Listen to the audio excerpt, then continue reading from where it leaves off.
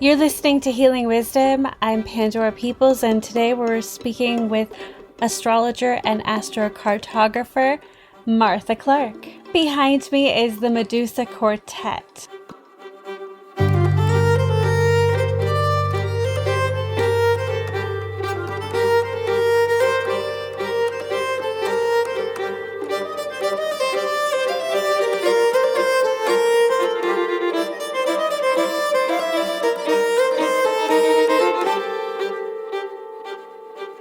Martha Clarke, you have been doing astrology for as long as I've known you and longer, and you are an author, a painter, a writer. You have all the creative irons in the fire. The last time we talked to you, you had just began a sailing journey or was just about to. Before we get into the astrology of today, tell us what you've been up to. Yeah.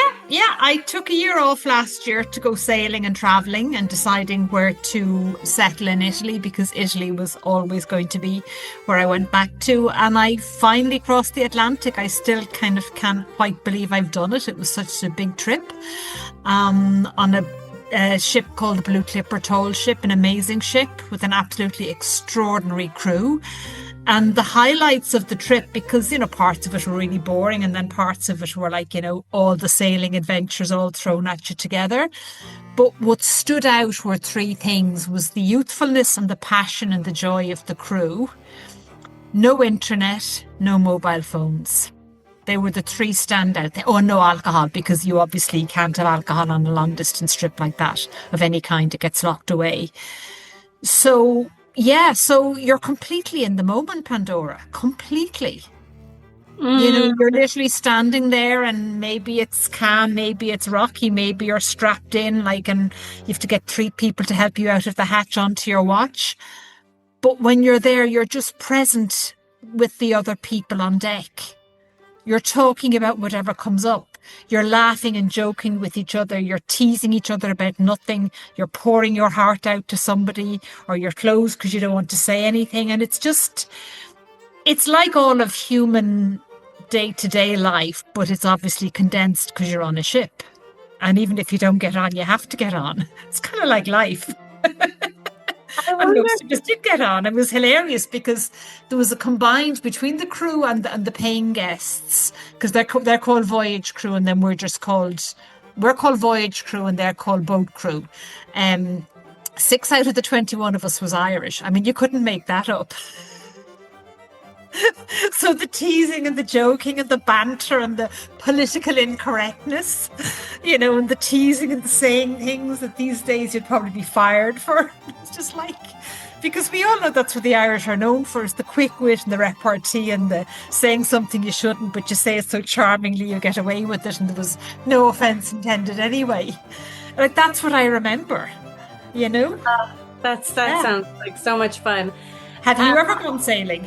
I haven't. No, no, actually a couple times. No, we had a friend who used to take his boat out. Actually, we had two. No, that's not true either. Yeah, we did. I mean, I wasn't involved except ducking. There was a lot of me ducking. Well, you did well if you ducked before the boom hit you, because that's one of the biggest causes of man overboard. Oh, I didn't see the boom. Oh, it's brilliant. There's nothing like it. I mean, it's literally. And I mean, I have to say, the last 10 days of the actual Atlantic bit were horrendous because the weather gods threw everything at us. We had ripped sails, we had voyage crew sick, we were down two men, or well, one man and one woman, or two women actually. The down two men, it was actually two women that were sick. Gale force winds of 50 knots an hour.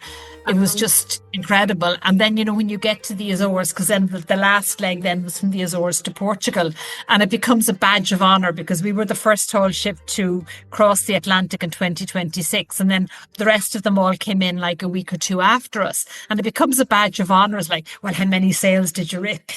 Because people always say that about sailors. Is like, it took me a long time to figure this out, because I have a lot of friends that are sailors and that love boats, and there's an element of, it's kind of quite a male thing, and maybe I'm being sexist in saying it, but it is what I've observed. There's something about that men love having things broken because it gives them something to fix and something to do and something to talk about.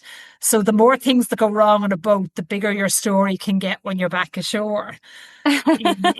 So that's actually a core part of sailing. It's like, do you remember this? And do you remember this? And do you remember this? And then, it gets exaggerated a little bit every day. And because so few people do sail, there's nobody to question as to whether your story is true. We talked before starting the recording about, the Titanic changes. I mean, it really is like we're in the washing machine of the changes now. Like we're in the Titanic energy where everything just keeps changing and changing and changing. And yeah, learning how to navigate that because, as I've said quite a few times, like on some level, our soul chose to be born to go through this and to experience this time. The last time we had Saturn and Neptune conjunct at 0 degrees Aries was 600 years ago. And the reason it's so significant is it's the starting point of the zodiac.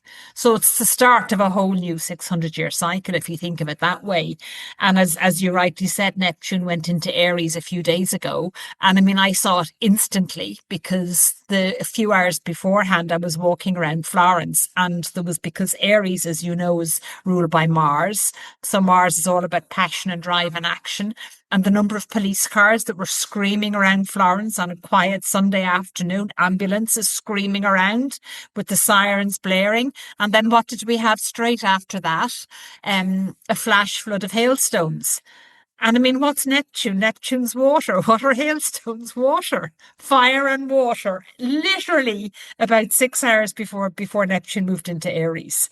And then we have Saturn moving into Aries on the 13th of February, which is the day before Valentine's Day. And then the two planets they've been very closely almost conjunct for a number of months now, but the exact conjunction then is on the 20th. And, we are seeing it collectively because Aries is all about taking action. Aries is all about empowering, Aries is, as I said, it's ruled by Mars. Mars acts, Mars doesn't think.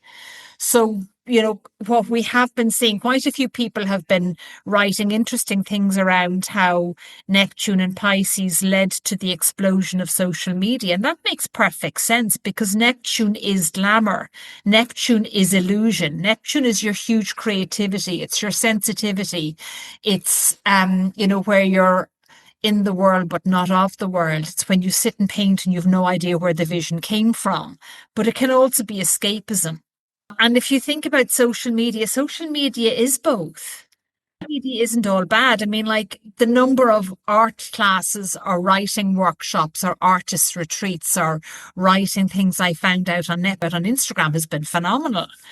If you think about it, a platform like Instagram is the embodiment of Neptune in Pisces. Because it's very visual, it's very alluring. You have to be really good at the gram. I mean, we all know my Instagram account. It's all right. It's kind of functional. At least I'm there. But it's not swishy and glamorous. And whenever I try and change things, something has changed again. But, with Neptune moving into Aries and with Saturn into Aries, we're going to see, and we are seeing it, like the collective starting to take their power back. And that is being spread through social media. Right, We saw Bruce right, right. Springsteen wrote a stunning song about what's going on in Minneapolis. Yes, yeah, And, yeah. and people are speaking up. And I mean, again, on Instagram, I've seen, I can't remember the name of the platform, where there's choirs, community choirs forming just like that to come and sing in a church together. Mhm. People are probably DMing each other on Instagram as much as WhatsApping, like where is safe to go? Is it safe to go out? Where are the ICE agents? People aren't afraid to speak out against ICE in a way that they Right, might have been even 6 months ago. Now, it's easy for me to say living here in beautiful Florence, I'm not in the middle of any of this. right. And also you have a comfort level with rebellion as an Irish woman, right? It's in our second nature. Yeah, yeah, it's in our second nature. Yeah, yeah. Like what America is going through now is what so many countries all over the world have been going through on and off for hundreds of years.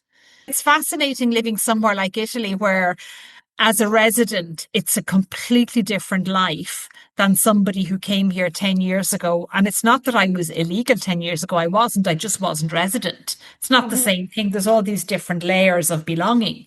People think there's like you're either one or the other. You're either resident or not resident, citizen or not citizen. And we all know there's all these layers in between. Um, and basically, I mean, in Italy, there's so many rules and regulations. I mean, when I heard about extra government things that I didn't even know about, and I should know all of this because I lived here 10 years ago. When I found out about all the extra layers of bureaucracy, I just wanted to put my head under the covers for like the next 2 years. I was speaking to an Italian earlier this morning who's in a similar business, who's actually left Italy. And so what a lot of Italians do is they just ignore everything and live life day to day. And I mean, there's so much to be said for that. It's infuriating if you're not used to it, but there's so much to be said to it. I mean, in Italy, what's been fascinating is they've had the longest government in decades here. Giorgia Mhm. Meloni, who was seen as far right, apparently, I don't know too much about what she's implemented, but she seems to be bringing, Italy back into the 21st century, and she's not as far right as people said she would, and she's made huge, very positive changes to the economy, as from what I know. So and this is also kind of the Neptune in Pisces moving into Aries and Saturn and Pisces moving into Aries. We've had these 5 years of, titanic change where people, even though they thought they knew where they were, the ground was shifting underneath them all the time. And that has led to a globalized workforce. It has led to people just being more global, living their lives more global. But what I'm seeing, and I've only been seeing it in the last 3 to 6 months, is like, digital nomadism is huge. The digital nomad visa apparently in Italy has flopped. They only introduced it a year ago. It was a flop. And the reason digital nomadism isn't all it's cracked up to be is apparently, and it's fair enough, it's very understandable. Locals resent them because they're not paying tax. They're not really contributing to the economy. They're just renting a room in an Airbnb or a co-working. They're not there long term. So because they're not there long term, there's no commitment. And then the digital nomads themselves are finding actually it's really stressful having to move every month. It's actually really stressful having to make sure my bank card works on my app and that my two-step authentication won't lock me out if I move from Italy to France. So, and that's literally because digital nomadism went through the roof during COVID. Because when I was in Portugal, I learned that Portugal was the first country to bring in the digital nomad visa. And then loads of other countries followed suit. And what's happening now in the States, so many people want to leave the States, and it's still the same in the UK. Travel for people from the UK has got harder and harder since Brexit. And as an Irish person, I do have to laugh at that. But anyway, but countries in Europe are now making it harder to move here because they're just sick of the influx. Mhm. Which, as somebody who specializes in relocation astrology, it's been fascinating to watch. So that's why when these planets move into Aries, it's like it's about the collective taking action. Right, right. And it's about saying, like, with Iceland, like, no, we're not standing for this anymore. I haven't been following the news now for a while. And even with what was happening in the Middle East, I mean, social media highlighted a huge amount of how bad things were there. And it's interesting that we're having this conversation with so many planets in Aquarius because right now we have the Mars-Pluto conjunction until the 9th of February. And that's all about engaging your will to the highest degree. Because Mars and Pluto, it's real angry, an angry connection. It can be frustration or being passive aggressive because you're not really expressing your anger. I always remember somebody saying to me a long time ago, a healthy Mars is assertive, not aggressive. All these planets in Aquarius, the Sun, Mars, Mercury, Venus, and Pluto all in Aquarius. Aquarius is ruled by Uranus. So Uranus, as you said, it's the disruptor. Uranus is rebellion. I've never come across so many people whose technological problems are just like off the charts. And people are messaging me saying, you sure Mercury isn't retrograde yet? And I'm going like, no, that's Uranus technology. Oh yeah, like Italy now, Florence, I don't know if it's all of Italy or just Florence, they've banned key boxes. They're not allowed anymore. They've banned rental electric scooters. They've banned those kind of like carts where you get somebody to pedal you around. They've banned those. And a lot of outdoor seating was put in a lot of the piazzas during COVID and stayed there. So they're trying to go back on that. So that'll be an interesting one. But Wow. you see how this is all Saturn and Aries? How can you see how it's Saturn and Pisces? Oh, we'll all just keep doing this. And then Saturn and Aries is like the government taking back the rules, saying, no, we're going back to the way it was. And maybe the restaurants kicking up and saying it is affecting our business. Who knows? I mean, certainly the big carts and the electric scooters, they are pests. Um, They there are won't be any dangerous, loss. right? There won't Right. be any loss. But Yeah. like, People who aren't used to driving on things are the notorious for crashing them. So yeah, yeah, yeah. definitely I can see the safety value in that Saturn choice. Yeah, and can you see it? You know, and this is all happening. All these law changes. They only announced them about a month ago. So Yeah. that's as Saturn is moving back into Aries. It is really interesting. Uranus still in Taurus, and then the moon in Leo. So almost half the chart is fixed. So, up until in around the 9th of February, there's still all this fixed energy going on around the maybe, what we'll see is the collective becoming more and more fixed, the collective becoming more and more angry, but in a very fixed way. And that energy then will start to soften a little bit from around the 9th of February. Then when the Mars-Pluto conjunction isn't exact anymore. Because it's all about, what we're seeing, maybe the collective is as fixed as governments are. And Right. that won't really Right. start. And that's, we're really at the height of the amplification. We're at the height of the violent feelings. But because it's Aquarius, it's fixed air, it's a high mental anger. Right. Right. Right. High mental anger. And because it's fixed, it's frustrated. There's an element of like not being able to see any way out. Whereas when Mercury and Venus move into Pisces, that will change. What would be happening right now, or how would the energy be different if Mars and Pluto were conjunct in Aries or in, We in probably would Sagittarius? have war. I We was would have thinking, war. right? Yeah. Yeah. It's like ideological struggles. It's hugely, hugely. Yeah. I mean, I don't know if Action, anything has right? backed down in Minneapolis. I don't know if things have got any calmer there or not, because it's almost like we're seeing the peak of the ideology. It's like, can it or will it get any worse? Because I'm not sure it can, because at some point the government has to realize they can't just keep going any further. And are we at that point now or not? We don't really know. Right. Well, when we look at the world stage and history, I would say that we could get worse. Yeah, yeah, We yeah. like to think as a democracy. Yeah, and you see, this is what these are the choices people had that they didn't have during World War II. People didn't have relocation options. And if people wanted to flee France or Germany or Italy, they had to walk. There was no other option. Oh, I know. Now you I've just plan talked it to quietly on your laptop and you right. set up a Revolut account and you hop on a Ryanair flight. Mm-hmm. Like that's how lots of people fled the Ukraine. Like lots of people got in their cars and drove. I mean, I actually had a Ukrainian refugee staying with me for a while, and that his first port of call was Poland, and then from Poland he drove to Spain.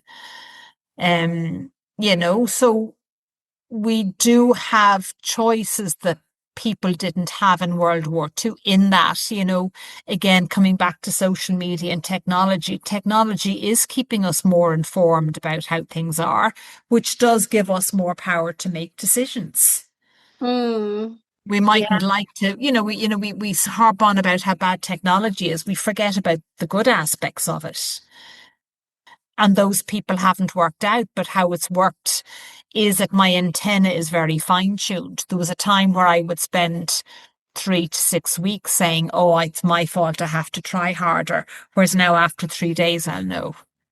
So, can you speak to Jupiter in Cancer right now? Like, just generally, I think it's making people feel more on the whole, more comfortable expressing or feeling their intuition and their emotions. And so, I think it's a favorable sort of thing on the whole, at Yeah, least. and because the minute Jupiter moved into Cancer last year, like that was at the height of what was happening in the Middle East. And like if you think about what's that all about? It's like people saying it's my home and people saying, no, it's my home. It's my home. It's my home. Jupiter and Cancer Right, is all about right, home, and it is right. all about a deeper longing for home and a deeper longing to create home, you know? Chiron and Aries. Do you have any thoughts on that? I mean, I think it's very difficult. It is because there's a theme around lashing out with your wounds and not realizing that that's what you're doing, that you're expressing your wounds by lashing out. And I think it was Julia Cameron who said, anger should be acted on, not out. Like very often, if we're angry at somebody, and I see this in the creative world a lot, and I'm very conscious of it myself, if we're angry and are jealous, and we never like to admit we're jealous, it's usually because the person is doing something we wish we were doing and we could be doing, but we're too lazy to do it. Mm. You see that in the creative world. I mean, I remember one time, I can't remember where I was, and we were all painting. Oh, it was an open air festival, and we were painting, and a couple of smart Alex come along and starts criticizing it. And, Elizabeth Gilbert has a great phrase. It's like, well, if somebody criticize your art, you tell them to turn around and make their own art, you know? Um, but it is, if you get people making disparaging comments about your art, like very often it's something in them that's being triggered because they could be painting and they're choosing not to. Absolutely. I wonder what aspects will help people be people who aren't self-reflective. Like, is there going to come a time when people start taking, I mean, I guess everybody has to learn to take more responsibility and have more self-awareness. But I think there are times when people have an easier time seeing their own projection, you know? Yeah, yeah, yeah, yeah. And I think Saturn and Aries, I think that will start to force that people are going to force other people to see their projections because Aries, Mhm. as we said, it's ruled by Mars, and Mars is all about courage. Mars doesn't even know it's courageous. Mars just is courage. You know. Right, right, totally. Yeah, the other thing about Uranus and Taurus is that it's very challenging in terms of, breakthroughs and breakdowns around, what people want in the long term, their comfort level, their physicality, their material world, because it's Venus ruled. Like, I think that, this is just such a time collectively, for values being highlighted through external means or, Yeah. People are turning to art like never before, like never before. And that's really reassuring. In Australia, they can't use AI for art. I can't remember what rule they brought in a couple of weeks ago. It's something to do with AI and art. And we're the seeing governments finally starting to try ban mobile phones, like 15 years too late for children, or ban social media for children under a certain age. I mean, it's not rocket science to know that the teenagers are just going to figure a way around that in about 30 seconds. True. Well, what's really interesting about the ICE technology is the facial recognition, which is more inaccurate on darker skin faces. And so there's like a built-in bias, which in propensity to misidentify people. That is such a horrible quirk. Like, I mean, I look completely different on some days than others. I look different with my glasses, without them. Some days, if I've been to the hairdresser, my hair looks much better than others. So, yeah, and you have facial recognition now going through airports, and we just don't even know we have it. I have facial recognition on my phone now for paying people. Right. And it can be really convenient, but at what cost? I Yeah. can't remember my passwords at all because I'm so stressed out because, Yeah, and like when I set up facial recognition on my phone, because it is handy, you can transfer larger amounts from your phone now. But I happened to do it in Ireland, and you Mhm. could only do it in Ireland. Like that's how much we're being controlled. If I had said, "Oh, I'll wait till I get back to Italy," I wouldn't have been able to do facial recognition in Italy because the phone recognizes where you are. Oh, wow. Yeah, like again, nobody tells you that. I discovered by pure chance. Wow. Oh, yeah. The You whole reason I had to go back to Ireland in August was for my banking app. It's the only reason I had to go back. So let nobody say that technology is making our lives easier. On some level it is, but it's like even with AI, it's scary how prolific it is now. It's scary that it is in so many places. I'm not against the concept of it as such. And again, with Saturn and Aries, are we going to see a backlash about AI? Neptune and Aries, we might see a backlash. So, any final thoughts on what's happening astrologically right now at this time? Yes, ground yourself. Go for as many walks as you can. Slow down. Detox from technology. 1 day a week, 2 days a week if possible. Definitely. Very good. Very Yeah. good. And engage in your art. Yes. And especially for those who do not want to go out into the snow. So, thank you so much, Martha Clarke, for joining us. Your business, Martha Clarke Astrology, can be found online at marthaclarkeastrology.com, and folks can find your books. Yeah, online as well on my website. Yeah. Excellent. And they can book a session on relocation astrology, which also can be used to find your ideal location to travel, what is Yeah, best for you to activate your creativity and any other positive aspects that you're looking to connect with. absolutely. Thank you once again. Well, thank you.